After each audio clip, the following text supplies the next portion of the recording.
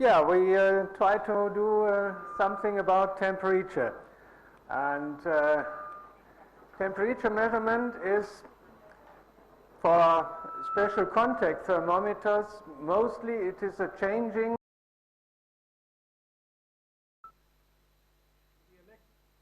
electrical properties. Means either temperature or resistance or whatever linear expansion. Changing in thermoelectric properties is associated to thermocouples, of course. Changes in the emitted radiation is radiation thermometry. We will hear something about this in a later session.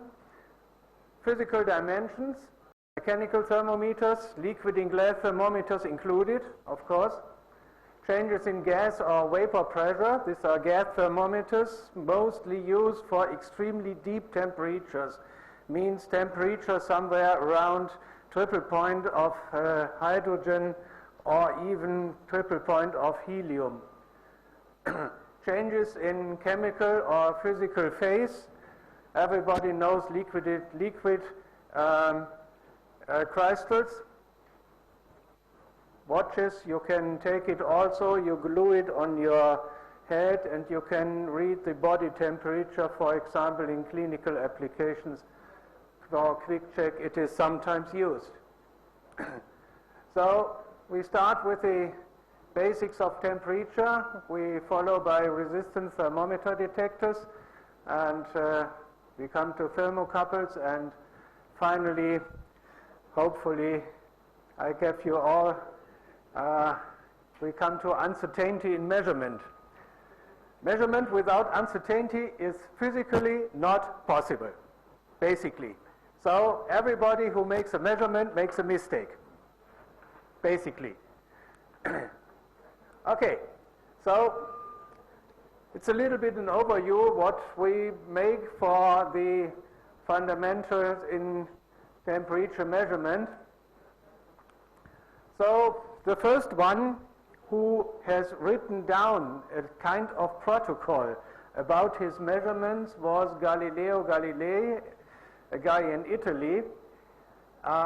He himself did not the tests, but his chief, the Duke of Tuscany, did it, but this one could not read or write. So he had a secretary, and this was this guy.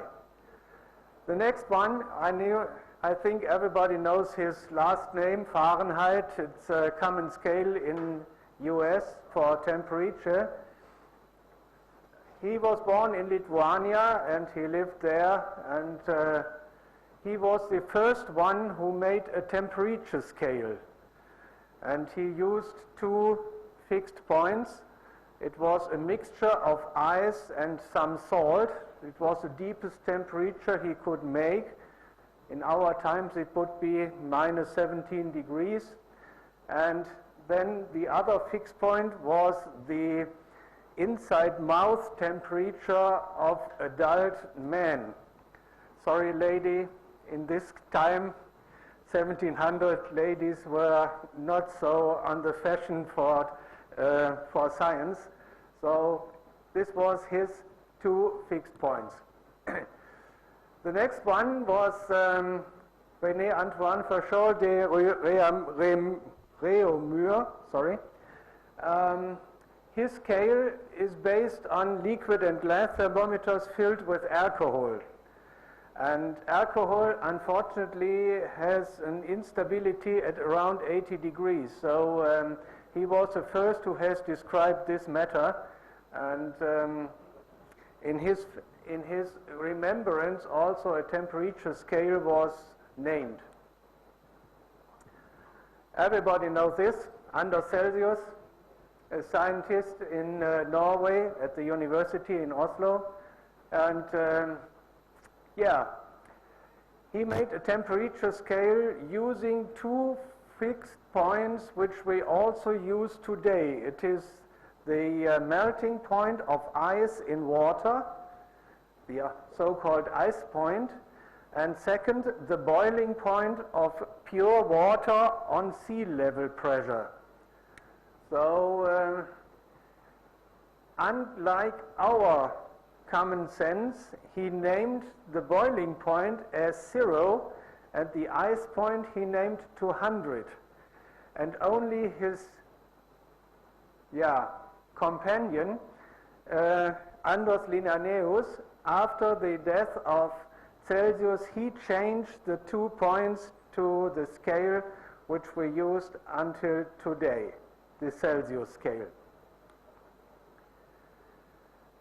Seebeck was the first one who has described a thermoelectric effect by using 2 dissimilar metal conductors under temperature, and in his favor the Seebeck coefficient is named for characterizing thermocouples. Rankine was also an Indian and British scientist who has used the Celsius scale, but with the spacing of the Fahrenheit scale. So this is a little bit different. Today it is used very seldom, but Rankine did many basic developments for steam engines. Maxwell, James Clerk Maxwell, yes, in his favor the magnetic field is named. Boltzmann also was very famous in the field of the magnetic effects or and also thermoelectric effects. And finally, William Thomson, Lord Kelvin, in his name, in his favor, the Celsius scale is named, and the Celsius scale has a big advantage. It has only positive numbers, so you have take no care about the pre-sign, unlike the Celsius scale, which has positive and negative numbers. Yes. Okay. So we have only a limited number of really fundamental measuring quantities. Yes. Length, time, mass, current, light intensity, substance, and radioactivity, and temperature. And temperature is in the center. When you look at it, you find that, for example, in mass, you take 2 equal pieces of mass, you put it together, and you have doubled it. This is possible. Or you take a piece, you cut it into half, and you have half of it. The same happens with time, mass, current, light intensity, substance, and radioactivity, but not with temperature. If you have 2 pieces of mass at the same temperature, you put it together, you still have the same temperature. If you have a piece of mass, you cut it into pieces, you take them apart, they both have still the same temperature. So we are the champions. Okay, so what is temperature? Temperature is a measure of energy in a thermal motion which atoms and molecules in solid, liquids, and gas do. It is a statistical movement in all 3 dimensions of the volume. So, because it is a statistical and it is statistically distributed into all 3 dimensions, you have no macro effect. It is only the effect on the atomic base. But it has some special products in our macro world. For example, if you heat up a piece of mass or a liter of liquid, you will notice that the volume increases, but the mass does not increase. It is not an increase in mass, but only in volume. Means the movement becomes bigger, and therefore this movement needs more place. This is the effect. Yes. On the other side, if you cool it down, the movement becomes smaller, and the dimension of your mass or volume or whatever reduces. Probably it reduces in gases very hard, so it becomes liquid, and finally it becomes solid. Water is not the best example because the volume of ice is bigger than the volume of water, otherwise it would not swim on the surface. If water would not have this behavior, life on Earth would not be possible. It would be impossible. Okay, the thermodynamic scale in Celsius is upscale only limited by the light speed. So when the velocity of the molecules come near to the light speed, this is the upper limit of the Celsius scale, but the temperature is fairly high. It's about 10 to the power of 37 degrees centigrade, so it is much more than inside the sun. The other side is the 0 point. This is where the energy reaches a minimum and the motion of the molecules or atoms will stop. The absolute 0 point is per definition minus 73.15 degrees centigrade. This is by law 0 degree Kelvin. Point 15. Do not interchange this with water triple point. This is point 16. This is different. The temperature of the universe is somewhat around 3 Kelvin. It's the background, so-called background radiation. And the coldest temperature reached as so far is approximately 0.1 microkelvin. To measure absolute 0 is not possible because the energy content of such a system, the enthalpy, would be 0, and therefore it is not measuring. Anyway, you have to transfer energy to the measuring unit. But if the system contains no energy, it can't be transferred, so the measurement of 0 is basically physically impossible.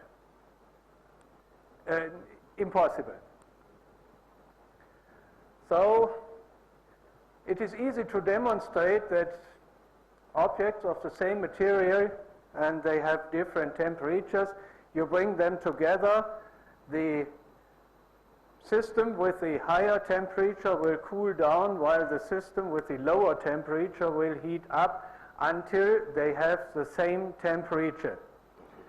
This condition is called an equilibrium, means it is like a balance. It's completely balanced between the two energy levels. Unfortunately, the time to reach a real physically equilibrium is indefinitely long because the energy transfer becomes smaller and smaller like a hyperbolic curve, and so it never reaches. So somewhere we have simply to stop this process and say, okay, under this measurement condition, equilibrium has been reached. This one is very important for everybody who is associated with calibration. So if two systems are separately in equilibrium and with a third one, then it must also be in equilibrium with one another, and they all have the same temperature.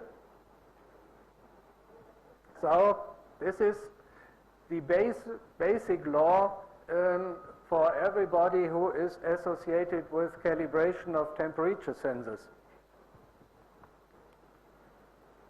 And the statement in italics is called the so-called Zero's law of thermodynamics, and it is meaning the following: 3 or more systems are in thermal contact with each other and all are in equilibrium together, then any two taken separately are also in equilibrium to one another.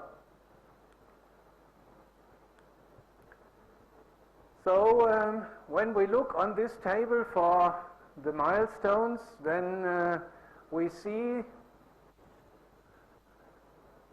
oh, it is not 641, it is 1641. There is always in the table a 1 in the first digit is missed. So I mentioned the first sealed liquid in glass thermometer by Ferdinand II, Grand Duke of Tuscany, and I explained that Galileo Galilei was his secretary and he made the protocol, the laboratory handbook he wrote.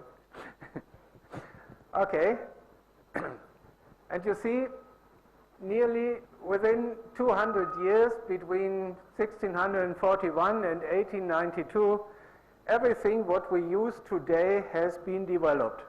So since the last 120 years, only refinement, fine-tuning was done, but not really basic improvement in temperature measurement.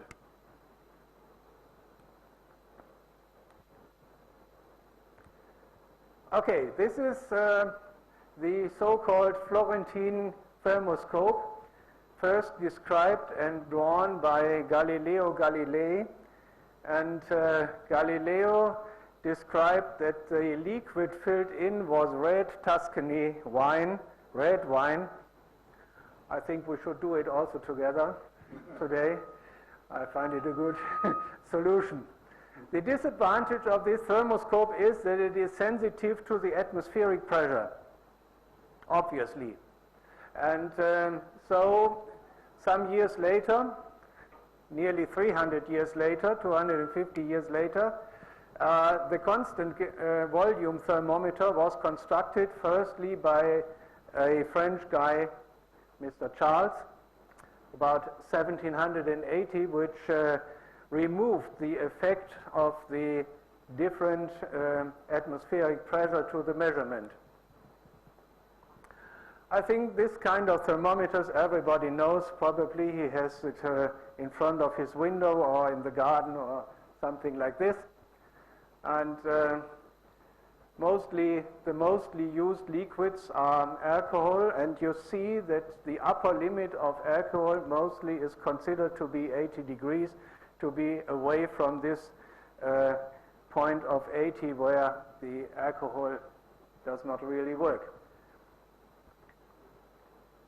So liquid in glass thermometers may be constructed up to 850 degrees with a gallium indium zinc alloy.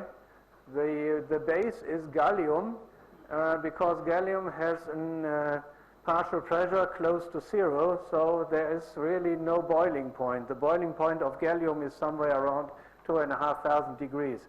And so it is possible to construct liquid in glass thermometers by using alloys of gallium. The melting point of gallium is 29 degrees, yes? When you keep it in your hand, you can melt gallium, and with droplets it comes out from your hand. Bimetal thermometers, mechanical thermometers. The most common use is the thermostatic switch in the iron when you're ironing, for example, your shirt. This one in Europe or in the northern countries is very common. You have it in each heating system. You can see the warm water coming from the boiler, and you can see the colder water coming back to the boiler. So normally two of such instruments are used in any heating system. Heating systems are not so common in India, I know.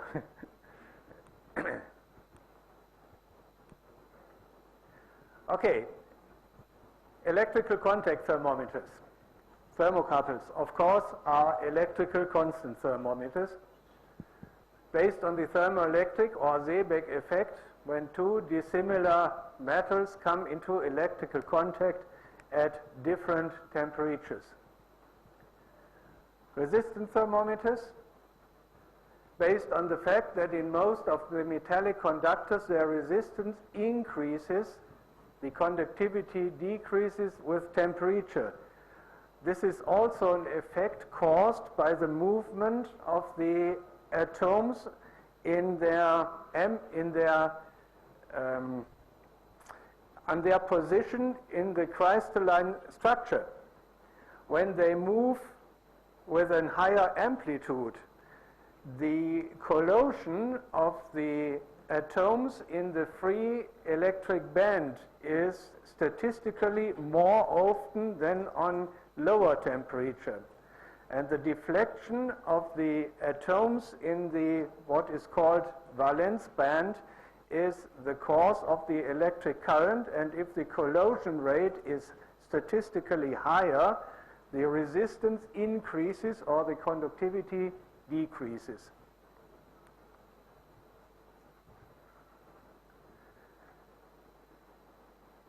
In both of the above-mentioned cases, the relationship between temperature and thermal effect or resistivity is unfortunately not linear. And especially in thermocoupled, it is highly unlinear, and you need an equitation, a polynomial equitation of a higher degree to characterize the transfer characteristics between temperature and resistance, or temperature and thermal EMF. By the way, the radiation thermometers are also highly inlinear. Okay, non-contact thermometers called parameters. They are subdivided, somebody could correct me, into total radiation parameters, spectral thermometers, differential thermometers, and thermal imagers.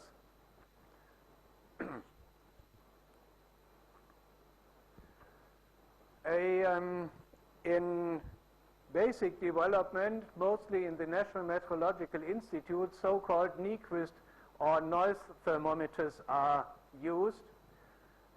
It is in remembrance of John Bertrand Johnson and Harry Nyquist, who found this formula.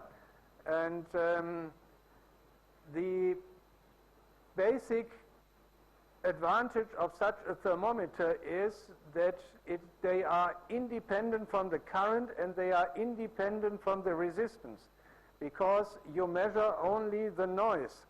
And the noise is when an electron is in collision with the atomic shell, and it is deflected, and this makes noise.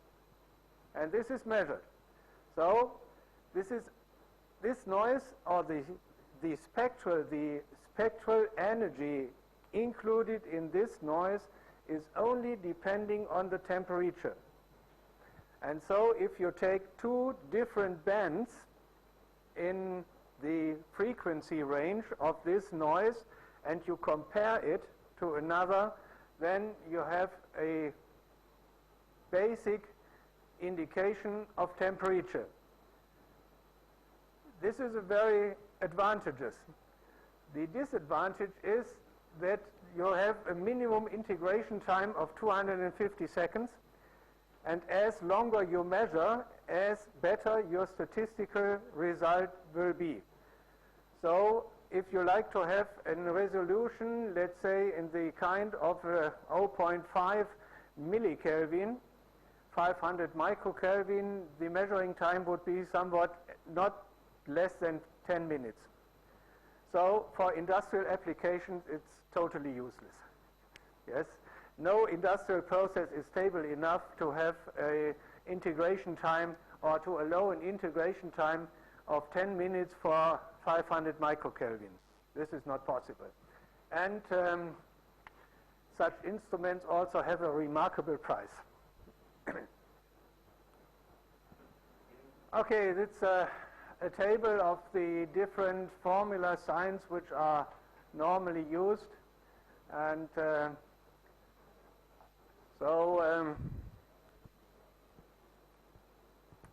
it leads us to the temperature scales, or the three scales which are mainly used today in scientific or in laboratory applications. You normally deal in Kelvin. The temperature scale, you remember, which has no pre-sign because it has only positive numbers. Most of the world uses the temperature in degrees centigrade, the majority, and quite remarkable minority, mainly in US, uses the Fahrenheit scale. So I saw here in Indian TV that they also sometimes give the temperature in Fahrenheit. So we have nice high temperature. Okay.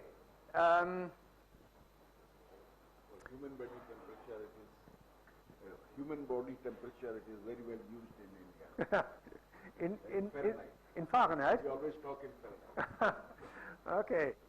Yeah, we in Europe nobody uses a Fahrenheit scale. All over Europe the Celsius scale is common.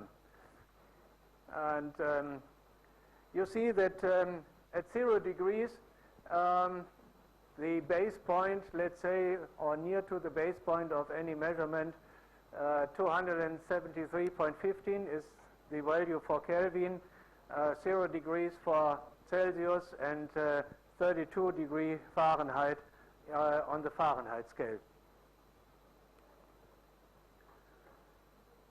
The Fahrenheit scale is the oldest scale. It was established around 1724 by Daniel Gabriel Fahrenheit. The two fixed points, okay.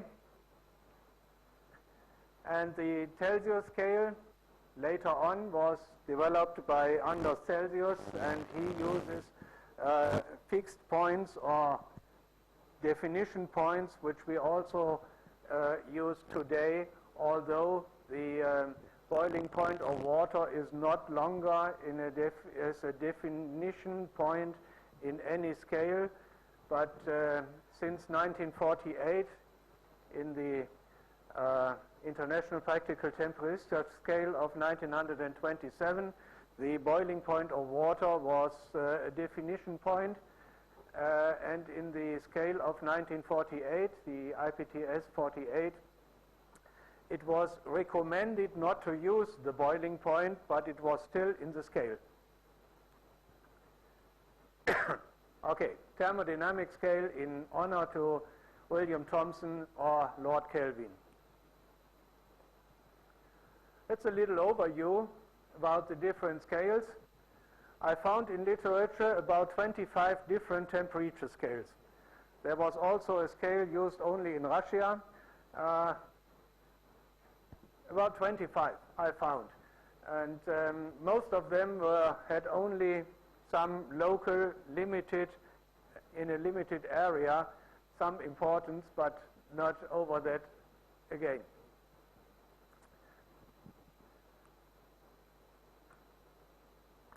The definition of the at present valid thermodynamic temperature scale, it is called the International Temperature Scale from 1990, or abbreviated ITS 90.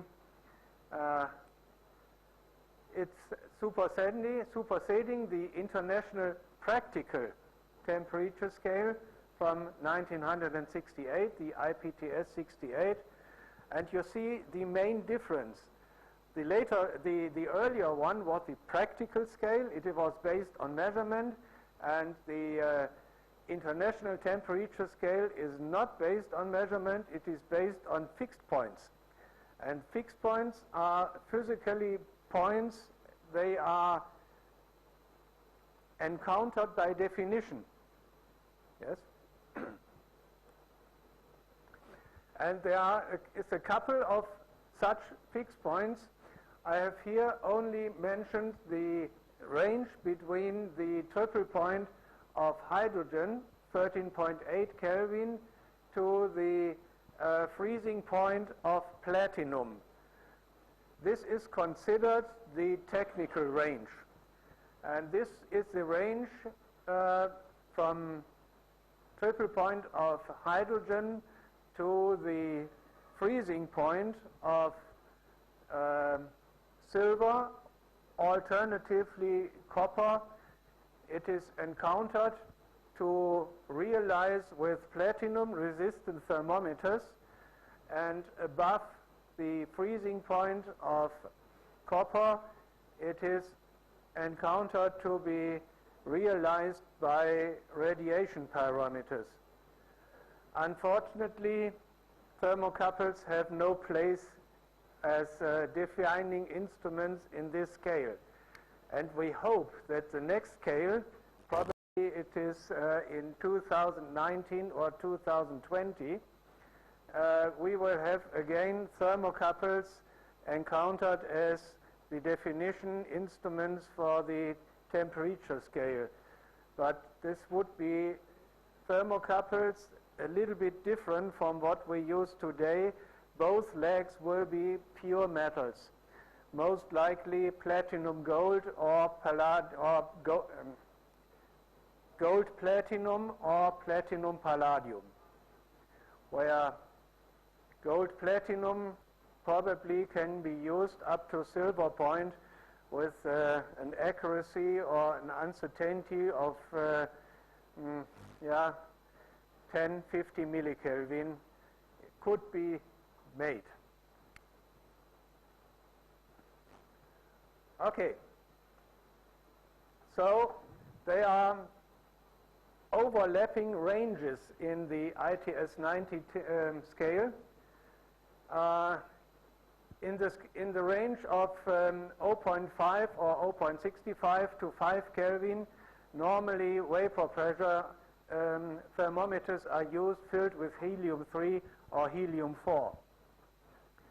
In the range from 3 to 24 Kelvin, normally constant volume gas thermometers, sometimes acoustical thermometers are used, where you measure where you compare the acoustic speed in the cold gas compared to a gas at a known temperature, and the ratio between is a measure for the temperature.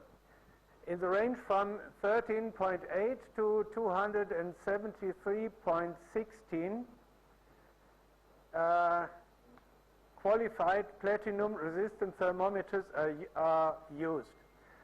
273.16 is per definition the equilibrium or water triple point.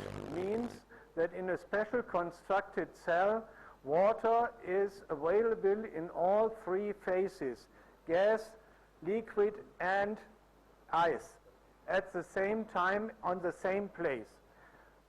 This is the definition of a triple point, and gases are also used as triple points, and mercury, the only metal which also is in the temperature scale used as a triple point. Above water triple point, and the water triple point has a space of 10 millikelvin against the Celsius scale. So between 0.01 degrees centigrade to 861.78, also standard resistant thermometers are used for realizing this scale. And above that, radiation parameters are used for realizing this scale. And so only the last two chapters are important for us for the industrial range of temperature, where I think all of us are normally dealing with.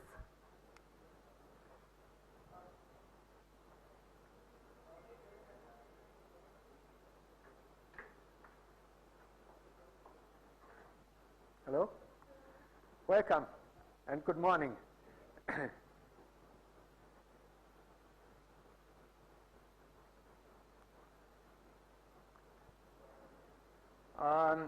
Unfortunately for this size of screen it is a little bit too small, but you see there is quite in the middle there is a vertical bar where most of the points are. And this is the point of the water triple point. And you can see that nearly all temperature ranges are referenced to the water triple point. The biggest advantage of a water triple point is that it is quite easy to realize. It is normally a cell made from borosilicate glass and something like this, 50 millimeters in diameter, 300 millimeters long, and the content is pure water, means 100% pure water, and per definition with the content of atom modifications like standard seawater.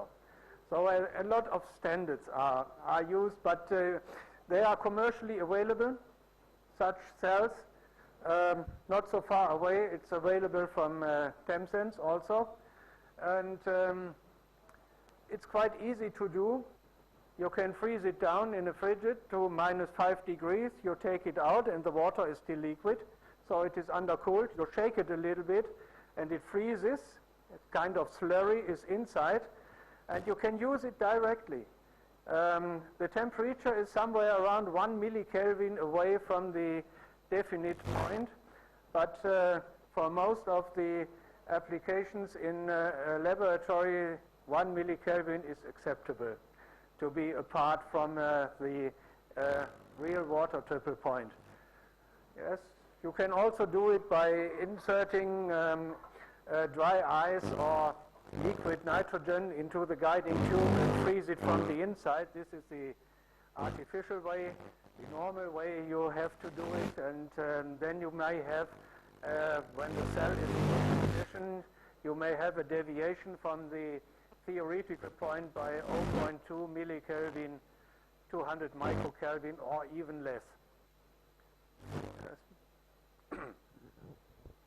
Okay, the other points on the positive sides are one melting point. This is gallium, the only melting point, and all others are freezing points, means very pure material in a special container is molten completely, and then very slowly you lower the temperature near to the freezing point, and when it comes to a kind of plateau, means crystallization starts, you insert a cold rod into the guiding tube for your thermometer, and you start crystallization around the guiding tube in a definite area. And your control strategy in your furnace should be that you keep the outside molten and only the inside around the guiding tube is solid material. And that is the point which is defined the fixed point or the freezing point of pure metals. And pure metals means minimum 6.9. So the total content of all impurities must be less than 1 ppm, the sum of all. And the price is like hell for such material. And it is available, and you must take care that you do not insert by manufacturing such cells that you do not put some impurities inside. It lowers the freezing point. You can see, and yeah, it's a good practice, and you can handle it in laboratories. It is possible to do, but unfortunately the investment for it is quite high. On the lower side, on the negative side, we have mostly triple points. It starts with a triple point of mercury, minus 38. And then, unfortunately, we have a big gap because the next triple points are far away. And so that there is a gap in between, and a lot of national meteorological institutes are investigating in other liquids, carbon hydrates,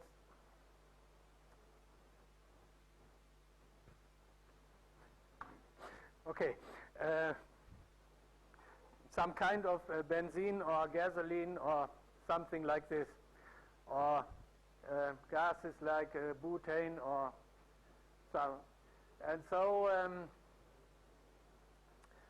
but this is not at present, they did not reach the stability and the repeatability of the classical triple points of really pure gases. And only when the purity is achieved, then you can take in account from the theoretical side of view what will be the energy to freeze or to have an equilibrium between the three phases. You can count it from the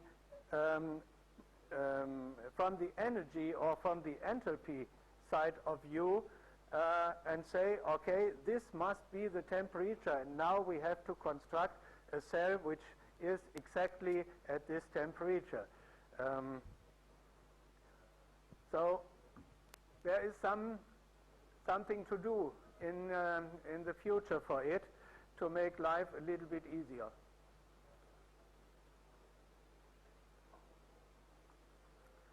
Well, the practical ranges of the different thermometers are quite different. And so the mechanical thermometers are mostly a little bit limited in their temperature range. Thermocouples have the widest range, the widest operation range from all temperature sensors when we don't take care for optical thermometers, but they are also subdivided in different ranges. Yes, and it is basically a question of resolution and accuracy, how to choose the thermometer which is useful for your special applications. Not every thermometer can be used for every application. This is not possible. Yes, noble metal thermocouples you cannot use in hydrogen atmospheres. This is not possible. We like everybody who does it. Yes, the lifetime is very limited, so we can sell him new thermometers. Yes, of course. But this might be not the sense. Yeah. Molten metals, for example, are extremely aggressive. So special care must be taken if you have to measure temperature in molten metals. Dangerous processes in chemical processes are often furnished with pure mechanical thermometers. So even when power is down in the entire system, with a hand light you can look at the temperature because the mechanical thermometer still works. It does not use any power. So it is, you see, a question, mainly a question of your application, what you have to choose for the thermometer system.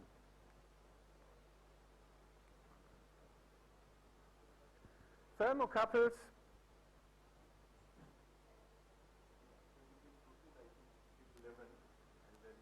okay. All the presentation is available in the CD.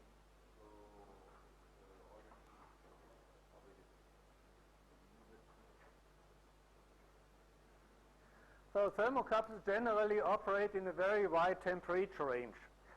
Not all types cover the range between minus 270 and 2300.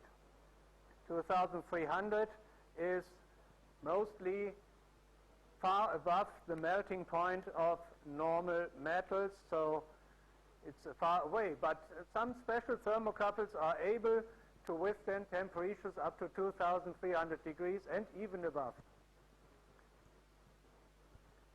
Platinum-resistant thermometers operate in a smaller range between minus 270 and 961, which is the freezing point of silver. Yes, and they are also grouped in different groups for very low temperature, minus 5 to the triple point of hydrogen, 13.8 Kelvin. Pure platinum thermometers cannot use because below the triple point of hydrogen, platinum becomes magnetic, and the Earth's magnetic field disturbs the measurement. So normally they are encapsulated in a sheath of pure platinum to keep the Earth's magnetic field away from the measurement system, or you use alloys of platinum with a small content of 0.5% iron or 0.5% of iron and about 1% of gold, because these alloys are non-sensitive against magnetic effects at this low temperatures. Between the freezing point of the triple point of hydrogen and the freezing point of silver, qualified resistant thermometers are used. For the lower range, let's say up to freezing point of aluminium, 660 degrees, you normally use resistant thermometers with a water triple point resistance of 25.5 ohm. And for the higher temperature range, you normally use 10 ohm or even 2.5 ohm or 0.25 ohm thermometers for measuring up to the silver point. PTC or NTC elements, PTC means positive temperature coefficients and NTC means negative temperature coefficients, are mostly used in the range 40 to 250 degrees centigrade. Special elements are also available up to 1000 degrees. And an ideal application for such elements is very deep temperatures, up to 0.5 Kelvin. And they are cheap to produce. Sometimes they may be produced in the same process as to produce semiconductors.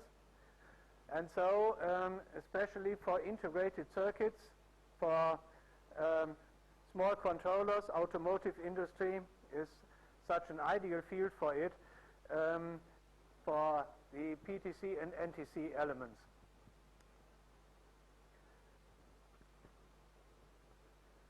Thermocouples have quite a big range of uncertainty, unfortunately.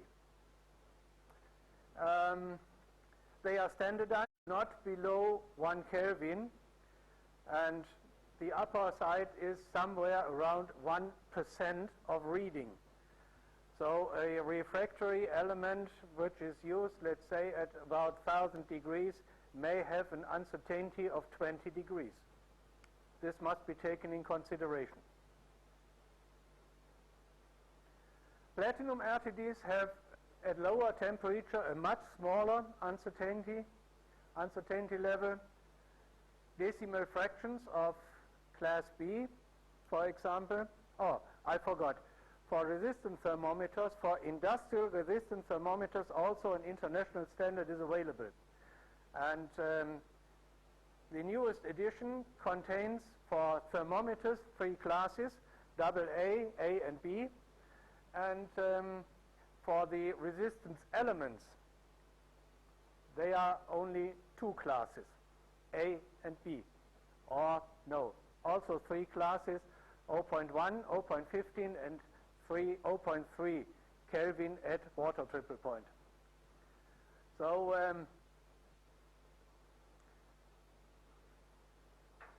the uncertainty of resistant thermometers increases to both sides. The minimum is reached at ice point or water triple point, and on both sides it increases with temperature. Thermocouples have, in a certain temperature range, a constant uncertainty, and after this increases with temperature. And when you compare a thermocouple, let's say base metal thermocouple in class 1 with a resistant thermometer class B, both are standard classes used in the industry, then you will find that above about 350, 400 degrees, the thermocouple is more precise than the resistant thermometer. When you put it in a graph, you will see it very easy, and this is also one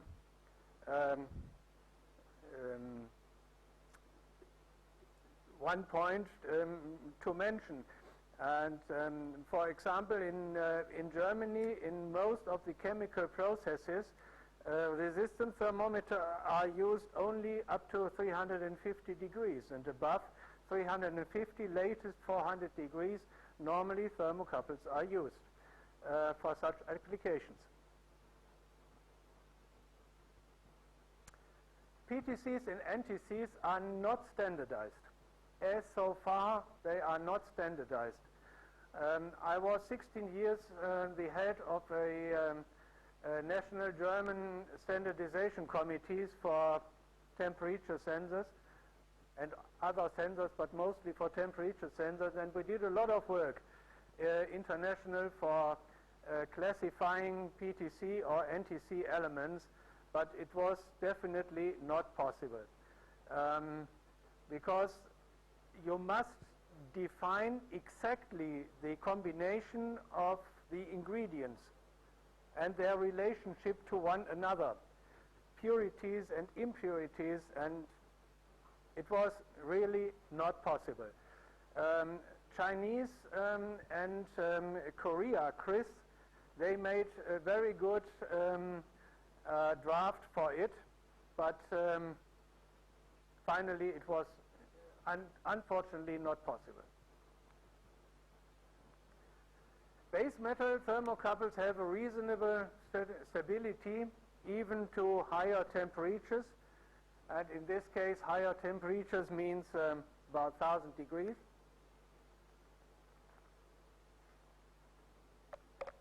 And noble metal thermocouples have a good stability up to 1500 degrees. But especially at temperatures, let's say, above silver point, above 950 degrees, the operating conditions where the thermocouple is used become more and more important, because then the operating conditions have a direct influence on stability, which means drift and aging of the thermocouples and so on. Platinum RTDs show at lower temperatures a very good stability, and but they are also very sensitive to operating conditions, especially vibrations.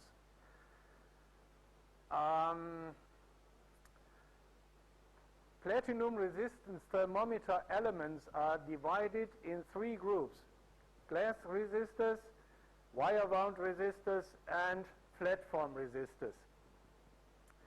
Glass resistors are not sensitive against vibrations, but they have a very limited operating range.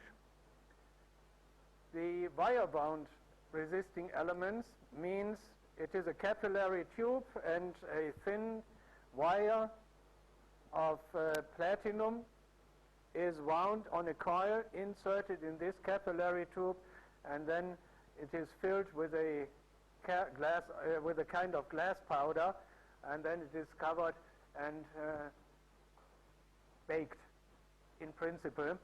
But due to this process, the platinum wire is sensitive to vibrations, and this alters the base resistance, and mostly it alters it to a higher value. So this means that this sensing element at the same temperature shows a higher value, so it says to the controller, temperature is too high and your product has not the correct quality level what you achieve. So since about 10 years, more and more so-called flat film resistors are in use.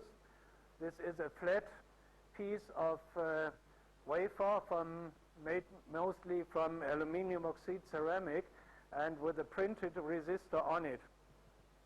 And due to this fact, there is no movement possible between the platinum layer on this wafer, and so these elements are widely immune against vibrations. They have other disadvantages, but they are widely immune. PTCs and NTCs are in general quite stable.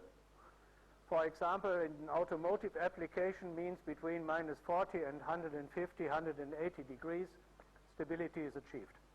You can count on it.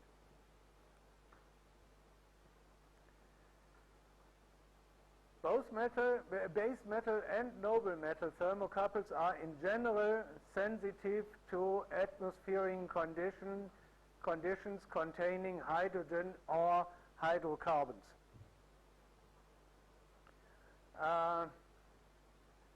Mineral insulated TCs with an Inconel sheath means an alloy of 60%, mostly 60% Inconel, 14 to 17% of chromium, and the rest is iron. This sheath is sensitive to carbon monoxide.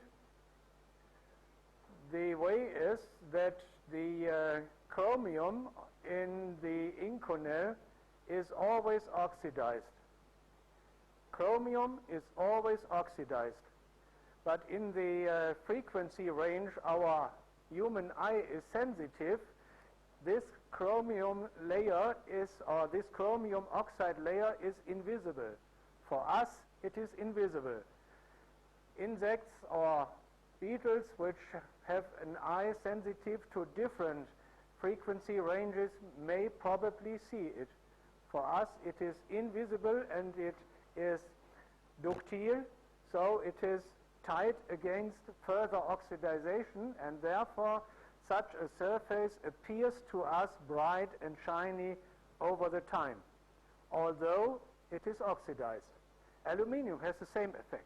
Aluminium oxide as a thin layer is invisible for our human eyes. Yes, and if you have carbon monoxide, this oxide is reduced, and therefore the surface is unprotected and free for any chemical attack. For example, water. Wire-wound platinum RTDs elements are sensitive to vibration and rapid temperature change. Rapid temperature change means anything above 150 Kelvin per hour. And cooling down rate is, cooling down rate has a higher effect and makes more stress than the heat up rate. So,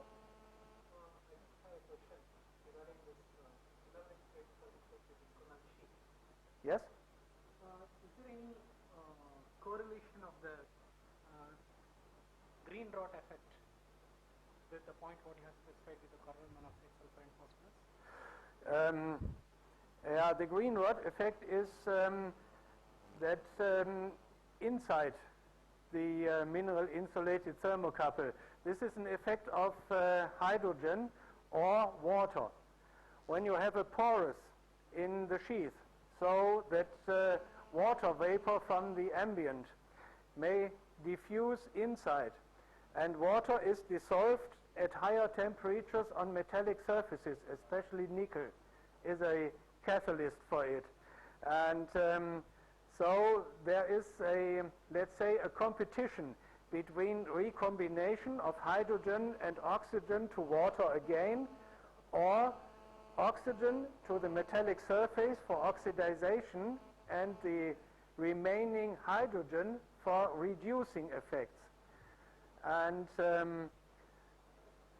when you reduce the chromium, it is normally chromium with 3 oxygen atoms. When you reduce one of the oxygen atoms, you have a stable chromium oxide, but this is a green color.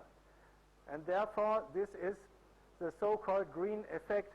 But chromium with only 2 remaining oxygen atoms from the thermoelectric side of view is not the same material.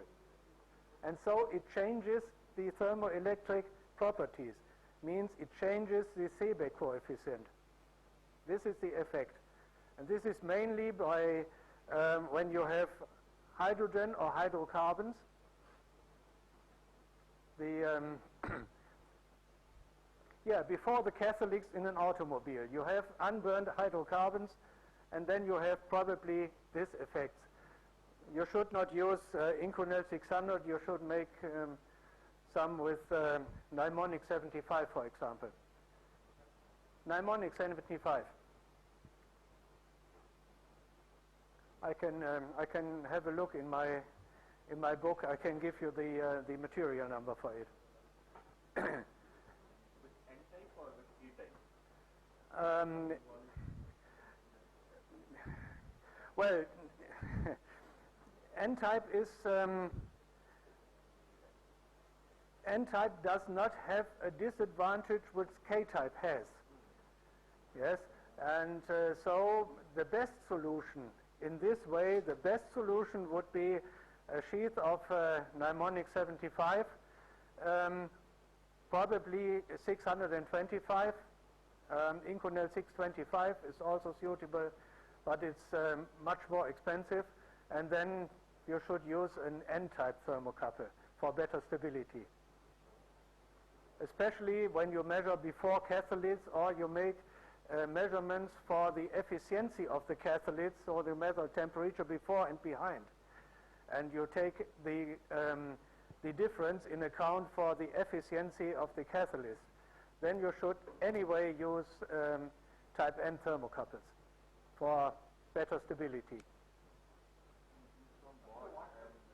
Yes, I know. And he supplied them the thermocouples, and within, I think, 1 or 2 days. That was only one. That was only one. Which means like the green rod effect came, and the temperature drift was almost 30-40 degrees. Yes. 45 degrees. And yes. when we came from Inconel sheet and N-type, and now I think for last many years. Yeah. Yeah, the effect is in the N-type thermocouple, it is a modified type K. Both legs are alloyed with silicon in addition, and so this gives a much better stability. Silicon, you know, is a very special metal. It has the smallest atomic shell of all metals, the smallest one. And so it can come into any crystalline structure. And it does not causes a coarse grain. So the normal grain is achieved, but the protection against oxidization and especially against reduction processes is much, much lower. And the stability is better. And the price is higher.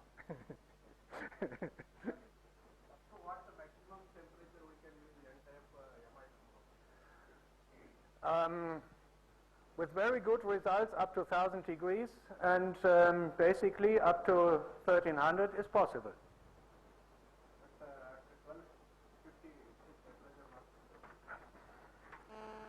1250. Well, it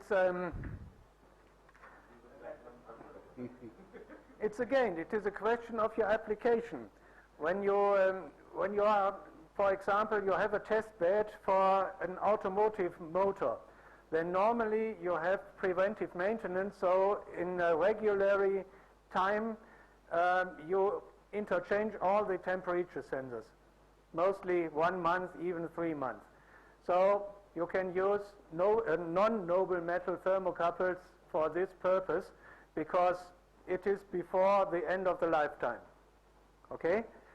If you like to measure over longer periods, then you should think about noble metal thermocouples anyway. And please take care about the sheath around. If it is ceramic, if it is metallic, if it is both, then it becomes 1250 degrees is fairly high temperature. Yes? But besides non-contact thermometers, you have no other choice. You cannot measure with an RTD. It's not possible. Yes?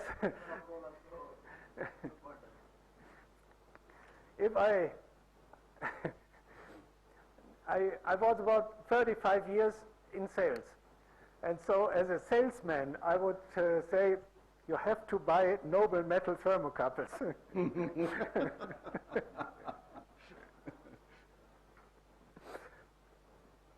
Sorry. But now I'm retired since 2 years, and so I can tell you the truth. Okay.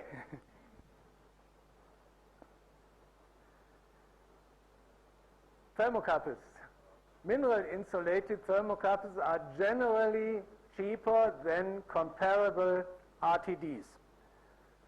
This is due to the fact that for the RTDs you need a mineral cable containing copper, and the copper is basically more expensive than the nickel-chromium alloys.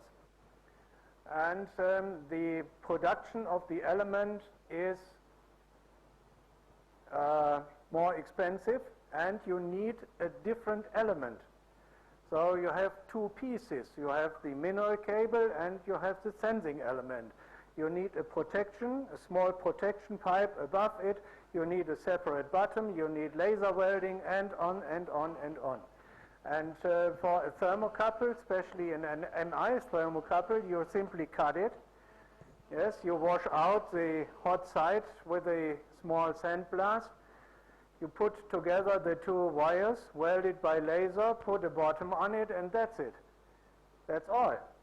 No additional hardware is needed. So the production sounds very simple.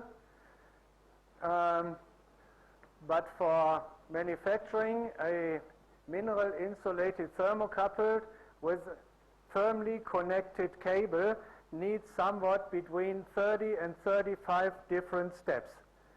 And any steps you can make a mistake, unfortunately. Yes? So, but in the mid-range of temperature, the price depends strongly on the application. Yes, not any protection tube is suitable for every application. We would be happy, and it would lower our inventory cost rapidly if we have only one metallic sheath for all applications. But basically, we have somewhere around 20, 25 different metal pipes in the stock for the different applications. And this raises significantly the inventory costs. And you have at least 5 different qualities in ceramic sheath. And you have refractory metals and some exotic protection sheath tubes as well. For platinum RTDs, you have only, let's say, 5 standard protective materials which are commonly used in the industry. SS316 is the most common, 325, 321 is quite common, yes, 316 Ti, probably 316L, some modifications, so 5. With 5 different material qualities, you cover 90% of all the applications in the chemical industry because of lower temperature level. Yes?